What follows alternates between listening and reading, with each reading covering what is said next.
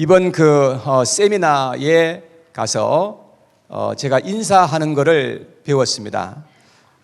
첫 번째는 우리 서로 이제 양쪽에 계신 분들에게 인사할 때 아름다운 것이 죄라면 당신은 사형감입니다. 우리 한번 서로 인사해 보세요.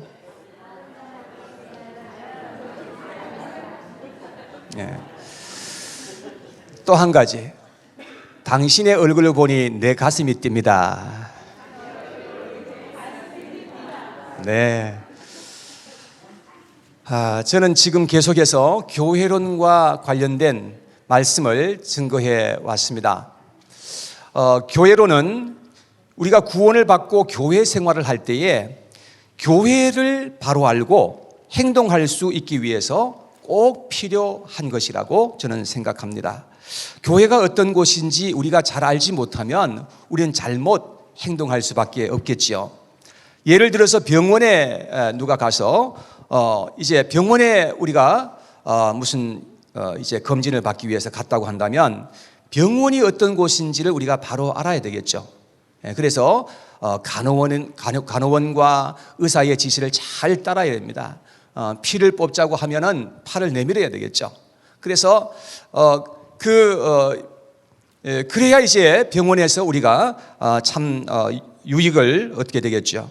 만약에 그렇지 않고 자기 마음대로 하겠다고 한다면 그러면은 큰 어려움이 될 것입니다. 그렇듯이 교회도 우리가 어떤 곳인지를 바로 알고 행해야 우리가 교회에서 하나님께서 약속하신 것처럼 우리가 복을 받게 되고 큰 은혜를 입을 수가 있게 되기 때문에 그런 것입니다. 그래서 저는 오늘 교회론과 관련해서 교회의 영원한 기초라는 그런 제목으로 말씀을 증거하겠습니다. 한번 따라 하시겠습니까? 교회의 영원한 기초. 네, 그렇습니다. 예수님께서 이 세상에 오셔서 하신 일들 중에 가장 중요한 일이 있다고 한다면 그것은 아마도 교회를 이 땅 위에 세우신 일일 것이라 저는 생각합니다. 이 땅 위에 세워진 하나님의 교회는 우리에게 과연 어떤 의미가 있는 것일까요? 예수님께서 한 번은 제자들과 함께 가이사랴 빌립보 지방에 가셨습니다. 그곳은 지중해와 이제 마주한 그런 곳이었는데 아주 대단한 그런 도시였습니다. 예수님이 제자들에게 질문을 하시되 사람들이 인자를 누구라 하느냐 하고 물으셨습니다. 제자들의 대답을 들어보면 참 사람들이 예수님에 대해서 다양하게 생각하고 있었구나라고 하는 것을 알 수 있는데 어떤 사람들은 예수님을 보고 침례 요한이다 이렇게 생각했던 것입니다. 그 당시에 침례 요한은 이미 목배임을 당해서 죽었어요. 죽었는데 헤롯 왕과 같은 사람은 침례 요한을 자기가 목배어서 죽였지만 그가 다시금 환생해서 예수님 속에 들어가서 역사하는가 보다 이렇게 생각을 했던 사람이었어요. 그리고 어떤 사람은 엘리야 선지자라고 그렇게 말하는 사람도 있었습니다. 왜냐하면 성경에 보면 구약 성경 제일 마지막에 말라기서에는 세상의 종말이 오기 전에 엘리야 선지자를 내가 보내겠다 그런 예언의 말씀이 있거든요. 그러니까 예수님을 보고서 엘리야 선지자인가 보다 이렇게 생각했던 사람들도 있었습니다. 요즘도 이 세상에 살아가는 사람들 중에 보면 예수님에 대해서 얼마나 많이 오해를 하고 있는지 우리가 볼 수가 있는 것입니다. 그런데 예수님께서는 제자들이 다시금 질문하십니다. 너희는 나를 누구라 하느냐? 그렇게 물으셨어요. 다른 사람들이 나에게 대해서 어떻게 말하는지 상관없다. 그러나 너희들은 나를 누구라 하느냐? 하면서 개인적인 질문을 던졌습니다. 그때에 베드로가 고백하기를 주는 그리스도시요 살아계신 하나님의 아들이십니다 라는 아주 위대한 고백을 하였던 것을 볼 수 있습니다. 예수님께서는 너무 기뻐하시면서 말씀하시기를 바 요나 시모나 내가 복이 있도다. 이를 내게 알게 하니는 혈육이 아니요 하늘에 계신 내 아버지시라고 그렇게 말씀을 하셨습니다. 그러니까 이러한 고백을 하나님 앞에 드릴 수 있다는 것은 이것은 단순한 지식만 가지고는 할 수 없는 일이라는 것입니다. 하나님께서 감동 주시고 하나님께서 계시를 주셔야 할 수 있는 믿음의 고백이라는 것입니다. 예수님께서 계속해서 말씀하십니다. 또 내가 내게 이르노니 너는 베드로라 내가 이 반석 위에 내 교회를 세우리니 음부의 권세가 이기지 못하리라. 주님께서 말씀하셨습니다. 성경에 보면 가장 먼저 이제 등장하는 이 교회라는 단어가 예수님에 의해서 이렇게 쓰여진 것을 볼 수 있습니다. 저는 오늘 두 가지에 대해서 말씀을 증가하려고 하는데, 첫째는 누가 교회의 반석인가 하는 것입니다. 누가 교회의 반석인가? 우리 반석교회의 반석은 누구인가? 그거는 이제 얘기할 거예요, 이제. 두 번째, 누가 교회인가 하는 것입니다. 반석 위에 내 교회를 세우리라고 예수님께서 말씀하셨기 때문에 이 반석이 누구인가, 이것을 규명하는 것이 굉장히 중요한 일이겠죠. 그래서 거기에 대해서 말씀을 하려고 합니다. 반석이 누구인 것임에 대해서 여러 가지 다양한 그런 견해들이 있는데요. 첫째는 교회의 반석은 베드로다라고 그렇게 해석하는 사람들이 있습니다. 예수님이 말씀하시기를 너는 베드로라. 예수님께서 베드로란 이름을 지어주셨거든요. 너는 베드로라. 내가 이 반석 위에 내 교회를 세우겠다 말씀을 하셨으니까 베드로가 반석이구나. 그래서 베드로를 반석이라고 그렇게 해석하는 사람들도 있습니다. 문맥상으로 볼 때는 아주 자연스러운 해석이기는 합니다. 그러나 성경을 해석할 때에 문맥을 살피는 것도 아주 중요한 일이지만 그것보다 더 중요한 것이 뭐냐면 성경 전체와 부합한 그런 해석인가, 그것을 살펴야 되는 것입니다. 아무리 문맥이 자연스러워도요, 성경 전체와 부합하지 않는 그런 해석이라 한다면 그건 좋은 해석이라고 할 수가 없는 것이죠. 가톨릭에서는 베드로가 교회의 반석이다라고 주장합니다. 예수님이 베드로에게만 천국 열쇠를 주셨다라고 그렇게 주장합니다.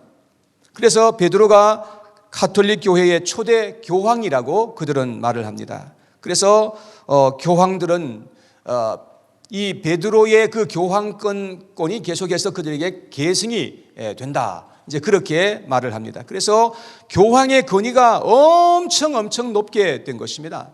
여러분, 그런데 이러한 주장은 성경 전체로 봤을 때는 얼마나 잘못된 것인지를 우리가 깨달아 알게 되는 것입니다.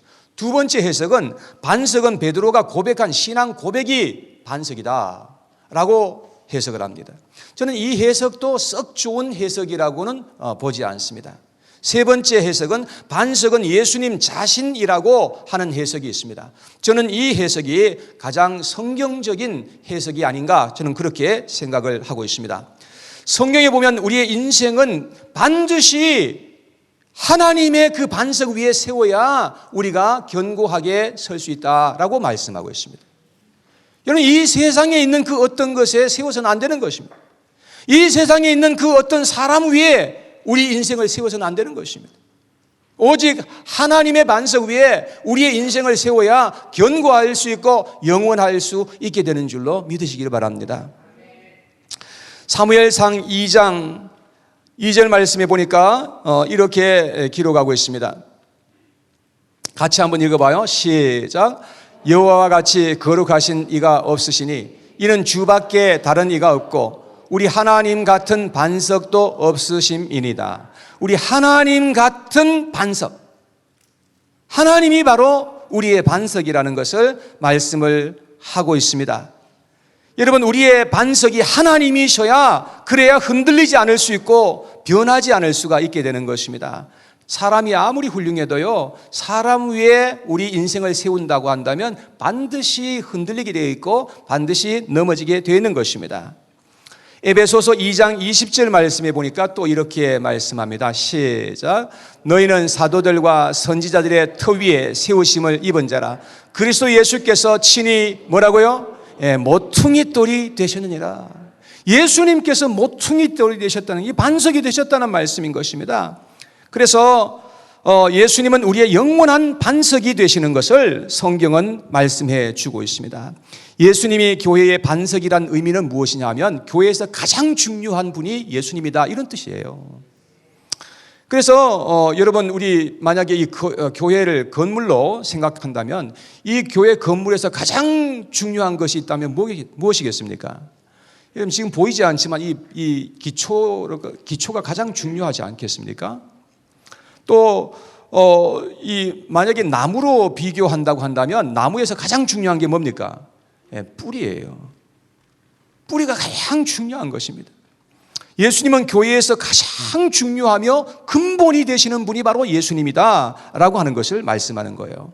이 세상의 모든 것은 예수님의 반석 위에 세워져야 온전할 수 있다는 것입니다. 우리의 자신 개인들도요, 예수님의 반석 위에 세워져야 온전할 수 있는 거예요.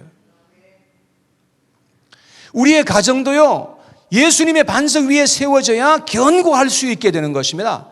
우리 교회도 마찬가지예요. 우리 교회도 예수님의 반석 위에 세워져야 우리가 견고하게 설 수 있는 것이고 영원하게 설 수가 있게 되는 것입니다. 오늘날 많은 교회들이 예수님을 저버리는 것입니다. 예수님을 부인하는 것입니다. 그러니까 교회들이 무너지는 거예요.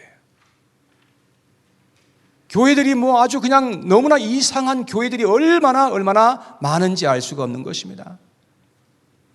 우리의 이 반석교회의 반석은요, 우리 예수 그리스도이신 것을 우리가 꼭 기억해야 될 줄로 믿습니다. 만일 우리가 예수님의 기초 위에 든든히 세워지게 되면 우리가 어떤 어려움 속에서도 우리는 반드시 승리할 수가 있습니다. 여러분, 초대교회 때에 얼마나 교회가 어려웠습니까? 많은 고난이 있었고 핍박이 있었지 않습니까? 그런데 그 고난 속에서도 예수님이 그 교회의 반석이 되니까 그들은 마침내 승리할 수가 있었던 것입니다. 하나님께서 그들을 붙들어 주시니까 그 고난 속에서 하나님께서 승리를 안겨다 주시더라, 그런 말씀인 것입니다. 자, 그러면 왜 예수님만이 교회의 반석이라 하느냐? 예수님만이 반석이 되어야 할 이유가 무엇인가 하는 것입니다. 여기에는 두 가지가 있어요. 첫째는 예수님은 말씀이 육신이 되어서 오신 분이시기 때문에 그렇다는 것입니다. 요한복음 1장 14절 말씀에 보니까 말씀이 육신이 되어 우리 가운데 거하심에 그랬습니다. 그러니까 예수님께서는 말씀이신데 우리 가운데 오셔서 육신으로 오셔서 우리에게 나타내 보여주셨다, 그런 말씀입니다. 그러니까 예수님이 모든 성경의 예언을 다 성취하신 분이시다. 예수님은 구약의 모든 말씀을 따라서 그대로 오시고 그대로 사신 분이시다. 예수님께서 그 모든 예언을 성취하신 분이시다, 그런 의미가 있는 것입니다. 이 말은 예수님이 바로 구약에서 오시리라고 수천 년 동안 예언된 하나님의 약속의 아들이다라는 그런 뜻입니다.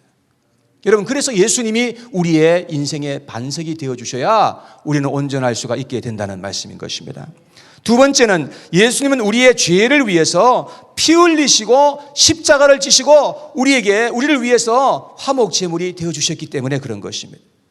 성경에 보니까 피는 생명이라고 했는데 피 흘림이 없이는 죄사함이 없다라고 말씀을 했습니다. 그래서 예수님이 오셔서 우리의 죄를 위해서 십자가 위에서 피를 흘려주셨다고 성경은 그렇게 말씀합니다. 히브리서 9장 12절 말씀에 보니까 다 같이 시작. 염소와 송아지의 피로 하지 아니하고 오직 자기의 피로 영원한 속죄를 이루사 단번에 성소에 들어가셨느니라. 여러분, 구약시대 때는 염소와 양과 송아지를 잡아서 피를 흘려서 제사를 드렸단 말이죠. 그런데 그런 짐승의 피로 하지 않고 예수님은 자기의 피로 영원한 속죄를 이루셨다라고 그렇게 말씀하고 있는 것입니다. 예수님은 여러분과 저를 위해서 엄청난 대가를 지불하여 주신 것입니다. 그래서 우리를 죄에서 속량하시고 구원하여 주실 수 있는 이유가 그래서 그런 것입니다. 그래서 사도행전 20장 28절에 보니까 이렇게 말씀합니다. 여러분은 자기를 위하여 또는 온 양떼를 위하여 삼가라. 성령이 그들 가운데 여러분을 감독자로 삼고 하나님이 자기 피로 사신 교회를 보살피게 하셨느니라. 하나님이 자기의 피를 흘려서 그 피로 말미암아 교회를 사셨다고 그렇게 성경은 말씀하고 있는 것입니다. 그래서 예수님께서 우리 교회의 기초가 되신 것을 여러분 꼭 기억하시기를 바랍니다. 자, 그래서 우리는 이 반석 위에 우리의 인생을 세워야 소망이 있는 인생이 되는 것입니다. 여러분, 우리의 가정과 교회도 이 반석 위에 세워야 견고할 수 있고 영원할 수가 있다 하는 것입니다. 예수님은 우리가 볼 수 없습니다. 그러나 예수님이 우리 교회에 반석되신다는 이 사실을 우리가 기억하면서 정말로 우리 예수님이 교회에서 가장 존경을 받으시고 영광을 받으셔야 할 그런 분이신 것임을 우리는 항상 기억하면서 주님 앞에 이곳에 올 때마다 주님을 향해서 가득한 찬양과 주님 앞에 가득한 영광을 가지고 주님 앞에 올려드려야 할 줄로 믿습니다. 자, 두 번째, 교회는 누구인가 하는 것입니다. 교회라는 이 단어는 에클레시아라는 그런 단어인데요. 이 말의 뜻은 불려 나온 사람들이란 그런 뜻입니다. 그러니까 하나님으로부터 불려 나온 사람들, 어디서부터? 세상에서부터 불려 나왔다는 것입니다. 그래서 하나님께서 이 세상에서 구별하신 그런 하나님의 백성들, 그래서 하나님께서 우리를 세상에서부터 불러내시고, 그리고 하나님께서는 다시금 또한 하나님이 우리를 세상에 다시 돌려보내시는 그러한 교회가 바로 이 세상의 지상에 있는 교회다라고 하는 것입니다. 교회는 결코 건물이 될 수가 없습니다. 예수님께서는 내가 이 반석 위에 내 교회를 세우리니 음부의 권세가 이기지 못할 것이라고 말씀을 하셨습니다. 그러니까 이 교회는 이 세상에 속한 것이 아니라 바로 예수님에게 속한 것이라는 것입니다. 이 반석 교회는 누구에게 속하였느냐? 사람에게 속한 것이 아니라 예수님에게 속한 교회라는 것입니다. 그래서 요한복음 17장 16절에 예수님께서 기도하시면서 하신 말씀인데요. 내가 세상에 속하지 아니함 같이 그들도 세상에 속하지 아니하였사옵나이다. 여러분, 예수님이 이 세상에 오셔서 사셨지만 예수님은 세상에 속하지 않았어요. 그렇듯이 예수님을 믿고 구원받은 하나님의 백성들도 이 세상에 살지만 이 세상에 속하지 아니하고 영원한 하나님의 나라에 속하여 있는 것입니다. 그래서 우리가 하나님 앞에 부름을 받은 그러한 존재들로서 지금 이제 예수 그리스도의 교회를 이제 이루고 살아가고 있다는 것입니다. 사랑하는 여러분, 여러분들은 하나님으로부터 부름을 받으신 적이 있으셨는지요? 한 번이라도 하나님께서 여러분들에게 오셔서 내가 너를 불렀다고, 내가 너를 정말로 사랑하노라고 이렇게 말씀하신 적이 있으시고 여러분 그 말씀을 들으신 적이 있으신가요? 이사야서 43장 1절에 보니까 이렇게 말씀합니다. 야곱아, 너를 창조하신 여호와께서 지금 말씀하시느니라. 이스라엘아, 너를 지으신 이가 말씀하시느니라. 너는 두려워하지 말라.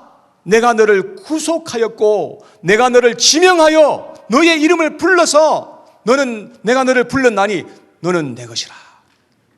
하나님께서 이제 야곱에게 말씀하시는 것입니다. 우리의 하나님은 우리를 구원하시고 우리의 이름을 부르시며 너는 내 것이야 라고 그렇게 말씀해 주시는 분이세요. 우리는 무엇보다도 예수님을 인격적으로 만나서 예수님을 믿음으로 고백하는 그런 사람들로 이 세상을 살아가야 할 줄로 믿습니다. 베드로는요, 예수님 앞에서 그렇게 고백했습니다. 주는 그리스도시요 살아계신 하나님의 아들이십니다 라고 위대한 신앙의 고백을 하나님 앞에 올려드렸던 것입니다. 여러분, 여러분과 저도 똑같이 더도 아니고 덜도 아닌 베드로가 고백했던 그 신앙 고백처럼 똑같이 우리도 고백할 수 있어야 한다는 그런 말씀인 것입니다. 도마는 예수님을 인격적으로 만나고 고백하기를 나의 주님이시오 나의 하나님이십니다 라고 그렇게 고백을 했어요. 여러분들은 예수님에 대해서 지금 어떤 신앙의 고백을 드릴 수 있으신지요? 여러분, 하나님 앞에서와 사람 앞에서 어디서든지 누가 어떻게 묻든지 떳떳하게 나는 예수 그리스도를 믿는 하나님의 백성으로 살아가고 있습니다. 예수님이 나의 구원자이시고 살아계신 하나님이십니다 라고 이렇게 고백할 수 있으신지.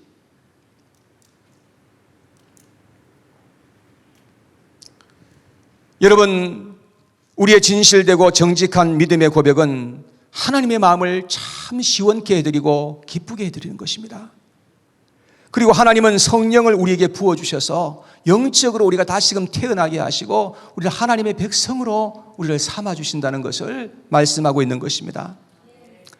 로마서 10장 10절에 보니까요, 우리가 하나님 앞에서 입술로 고백하는 것이 얼마나 중요한지를 말해주고 있는 것입니다. 같이 한번 읽어봐요. 시작. 사람이 마음으로 믿어 의에 이르고 입으로 시인하여 구원에 이르느니라 하고 말씀했습니다. 여러분, 우리는 마음으로만 믿는 그런 사람이 되어서는 안 되는 것입니다. 그것은 진짜 믿음이 아니에요. 우리가 마음으로 믿는 것을 우리가 입으로 시인하고 고백하고 선언해야 되는 것입니다. 그것이 믿음이라고 성경은 말씀하고 있는 것입니다. 그래서 요한일서 4장 15절에 보니까 이렇게 말씀했습니다. 우리가 무엇이든지 구하는 바를, 이거 아닌데요. 우리 암송 구절이죠. 요한일서 4장 15절 말씀. 예. 무엇이든지, 예. 누구든지, 누가 한번 암송하실 수 있으신 분 한번 암송해 봐요.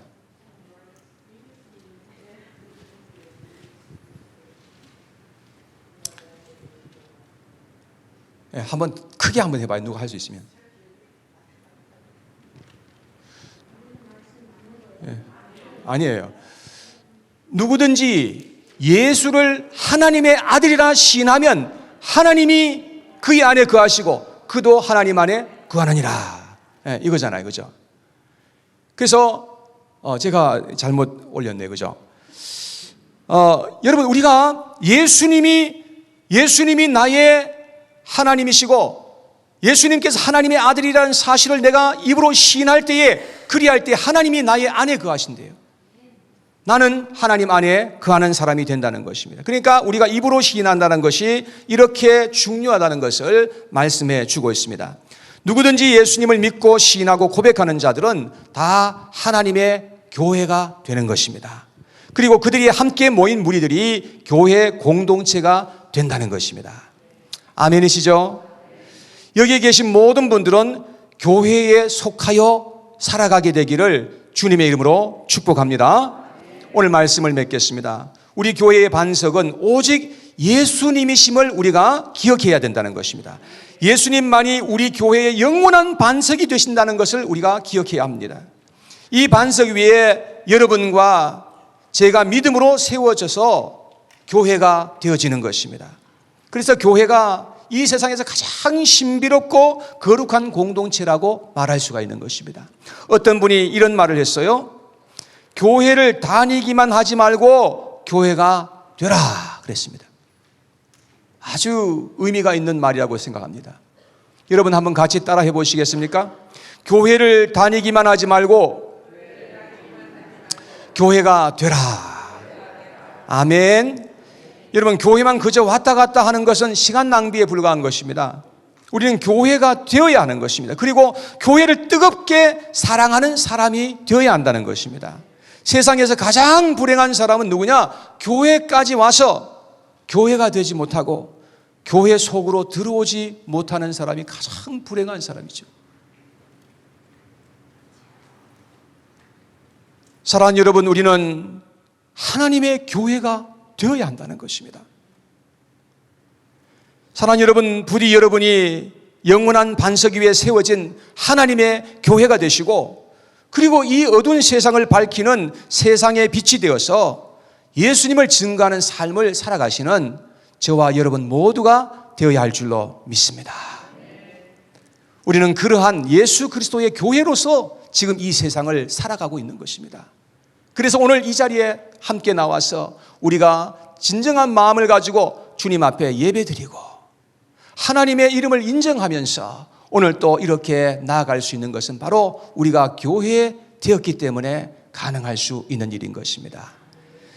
주님의 몸된 교회를 뜨겁게 사랑하시고 교회를 위해서 함께 기도하며 이제 앞으로 전진해 나갈 수 있는 저와 여러분 모두가 되시기를 주님의 이름으로 부탁을 드리겠습니다.